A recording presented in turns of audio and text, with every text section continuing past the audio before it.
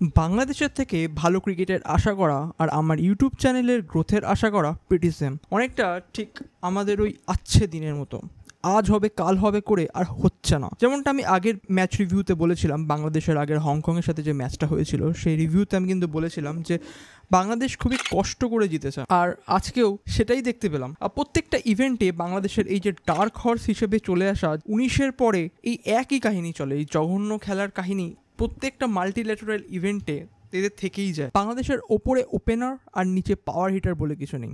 18তম over পর্যন্ত একটাও বাংলাদেশ 6 মারতে পারেনি। 19তম ওভারে গিয়ে শেষে প্রথম বলে শামীম হোসেন পাথিরানাকে একটা 6 মারে, যে কিনা এমনিতেই অনেক রান দিয়ে দিচ্ছিল। প্রথম দুটো ওভারই মেডেন। টি-20 ক্রিকেটে প্রথম দুটো ওভারে কে মেডেন খেলে আমার তো জানা নেই। উইকেট পড়তেই পারে, শর্ট ফরম্যাট, টি-20-র মতন ফরম্যাট, খুবই শর্ট ফরম্যাট, তাড়াতাড়ি হয়, জাজ করা যায় না, হতেই পারে উইকেট পড়তেই পারে। বাট উইকেট পড়ে গেলে প্রথম দুটো ওভার যে মেডেন খেলতে হবে, ইন্টেন্স শো করতে হবে না, এটা তো প্রথম দেখলাম আমি। কিন্তু যদি আমরা অপর দিকে দেখি, শ্রীলঙ্কা যারা আজকে পুরো ডমিনেট করেছে বলতে গেলে পুরো ম্যাচটাকে, তাদের ইন্টেন্ট কিন্তু আলাদা ছিল।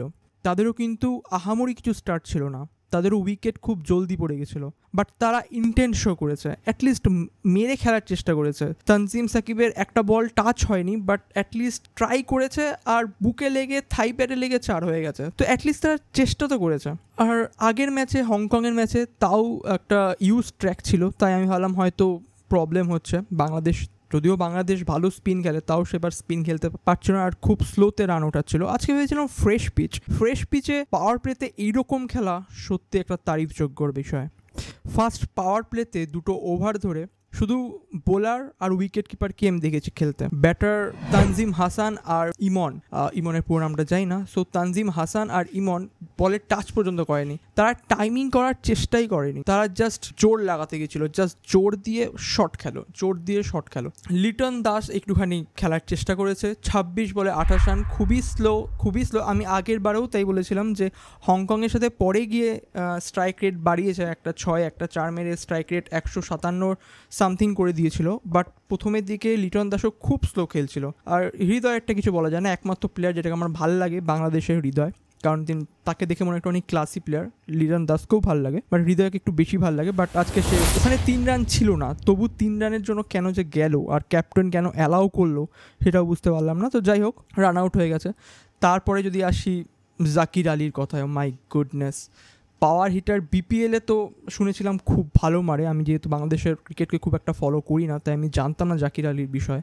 বাট জাকির আলী দেখে ও মাই গুডনেস, 34 বলে 41, তাও এটা লাস্টে 4 মেরেছে বলে 120 স্ট্রাইক রেট দেখা যাচ্ছে, মাত্র 2টো 4। 34 বলে মাত্র 2টো 4, ফ্রেশ পিচে খেলছো তুমি, 34 বলে 41, মাই গুডনেস। এর থেকে শামীম হোসেন, যদিও এখানে স্কোর কার্ডে তোমরা গিয়ে দেখতে হবে 34 বলে 42, কিন্তু এ অনেক ভালো খেলেছে, অ্যাটলিস্ট মেরে খেলার চেষ্টা করেছে, বল হিট হয়নি। কিন্তু জাকির আলী তো প্রথম থেকেই বলে টাচ লাগাতে পারছিল না, আর শুধু বল খাচ্ছিল বসে বসে। তো এটাই মানে একদম ডিসগ্রেসফুল খেলা যেটাকে বলে, সেটা কিন্তু খেলে গেছে বাংলাদেশ আজকে। আর শ্রীলঙ্কার পারফরমেন্স নিয়ে তো কিছু বলার নেই, ফার্স্টে উইকেট পড়ে গেছিলো, কুশাল মেন্ডিস তাড়াতাড়ি উইকেট দিয়ে দিয়েছিল। বোলিং, হ্যাঁ ভালো কথা, আজকে ওয়েনিন্দু হাসরাঙ্গাকে বাংলাদেশ এমন করে খেলছিল যাতে মনে হচ্ছিল যে ওয়েনিন্দু হাসরাঙ্গা প্রাইম মুথাইয়া মুরলীধরন, বলই বুঝতে পারছিল না, উইকেট টু উইকেট গুগলি করছিল, আর টেস্ট খেলার মতন ঢুকতে যাচ্ছিল, এলবিডব্লিউ হচ্ছিল, প্যাডে লাগছিল, শুয়ে পড়ছিল,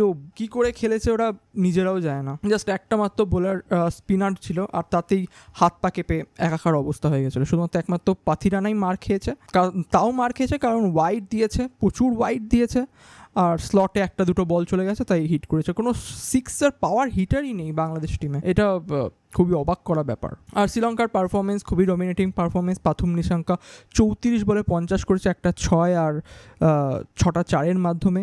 কুশাল মেন্ডিস যেমনটা বললাম তাড়াতাড়ি আউট হয়ে গেছে মুস্তাফিজুর রহমানের বলে। কিন্তু তারপরে ওদের নতুন প্লেয়ার, বাংলাদেশের নতুন ওপেনার ইমন, হাসান, এদের দেখি। আর নতুন প্লেয়ার যে কামিল মিশ্রা 32 বলে 46 করেছে। ইন্টেন্ট দেখিয়েছে, ইন্টেন্টটাই আসল কথা। ফার্স্টে কামিল মিশ্রাও ভালো বলে টাচ করতে পারছিল না, বাট আস্তে আস্তে যখন প্লেতে রিদমে চলে এসেছিলো তখন ইজিলি খেলা স্টার্ট করে দিয়েছিল। তারপরে কামিল মিশ্রা আর পাথুম নিশাঙ্কা একেবারেই ম্যাচটাকে একপেশে করে দিয়েছে। আর তানজিম সাকিবের বল এদিক ওদিক মেরে তো হয়েই গেছে ম্যাচের।